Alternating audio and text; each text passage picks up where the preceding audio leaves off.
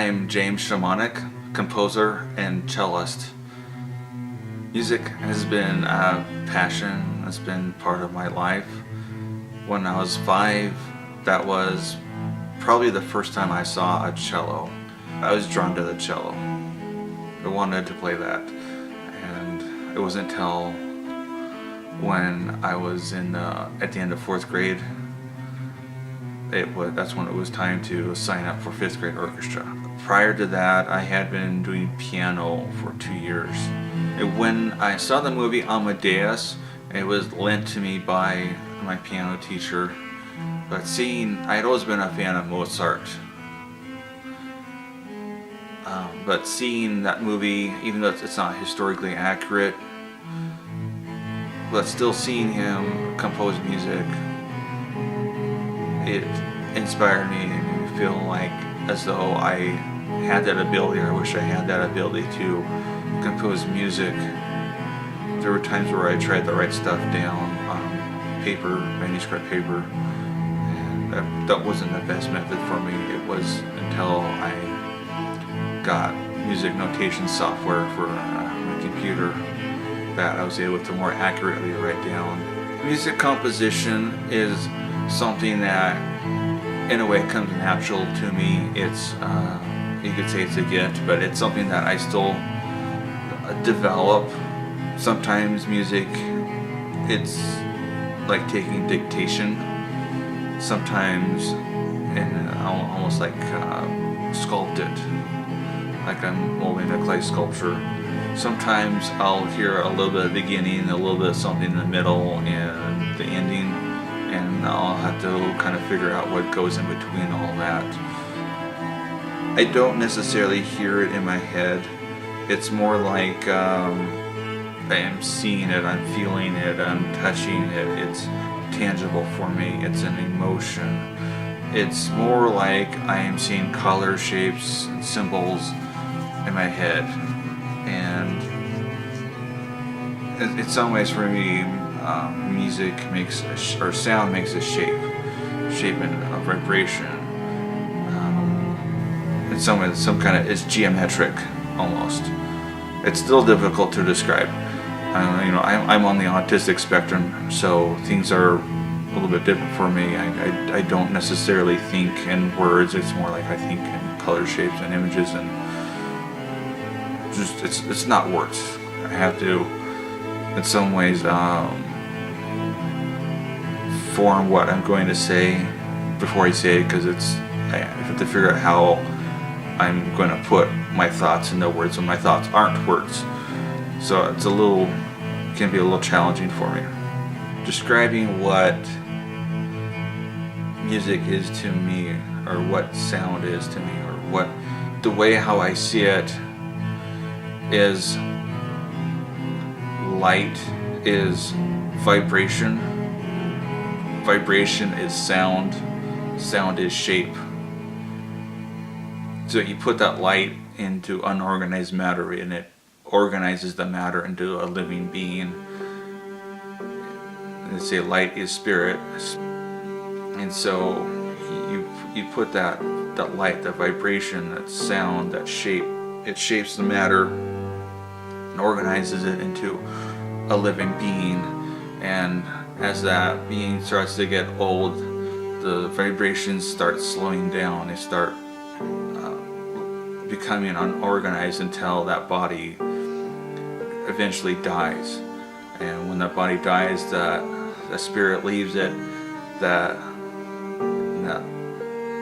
spirit, that light, that vibration, that sound, that shape, it's no longer there to organize that matter, and it becomes unorganized matter again, and it becomes dirt and dust and scatters. But so if you ask me what music is life. In 2011, I went to one of my old music teachers, who is also a luthier. I needed some work done on my cello. I was there with him in his workshop as he was putting on the new bridge, and when he was done putting the bridge on, we went to his living room, and there were 4 cellos in his living room that he had made, and he handed me one of them, wanted me to play on it, and I played on it, and he asked me what I was doing with the cello, if I was playing anywhere, any groups or anything, and I said no, I'm not playing with anything or doing anything with it right now.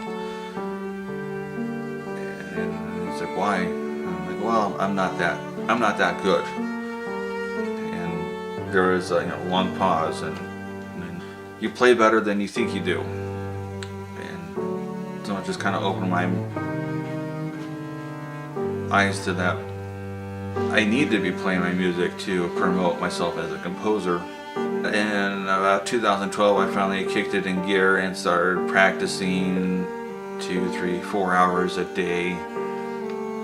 And I just wanted to get good enough to make YouTube videos of me playing my music at home.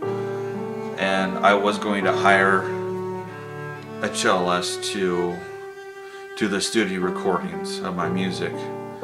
I kept practicing and practicing, and I came to the realization that I'm good enough to record this, to do my own recordings in the studio. That year I had written a cello harp duet. So I first heard it in my head when I was driving my car, this cello harp duet. And a few days later I wrote it down. And that one, I wanted to get that one recorded first. I really liked it. I named it The Prayer. I did not realize there was another song out there that was called The Prayer. But I still kept it. It took me 6 months to find a harpist to record it in the studio. I showed her the music for The Prayer and asked her if she wanted to record that with me, and of course she did. And that's how I got hooked up with the producer. I'm not going to do any name dropping. But yeah, I was really excited to be able to record with that individual, because there was another really popular string player that produces music with this producer. And so I recorded The Prayer, and it's on the album. I just released the EP, 5-track album, along with 4 other of my cello solos. So what's next is a 5-track album with my wife. She's a violinist. I've written 5 violin-cello duets, and we're working on those. So eventually we'll get into the studio and make that album. So being a composer first and a cello second, I'm not really trying to put myself out there as I want to be an incredible cellist. That's great, but I want to be known more as a composer. I'd rather have people playing my music, enjoying my music, not just listening to it, but having musicians performing it and then enjoying playing it. So my sheet music is a lot of it, and I've released a lot of it on Sheet Music Plus, because they're available, and I would love to see people playing it in videos on YouTube and performing it, even famous people, famous musicians. I think that's it for now. Maybe later.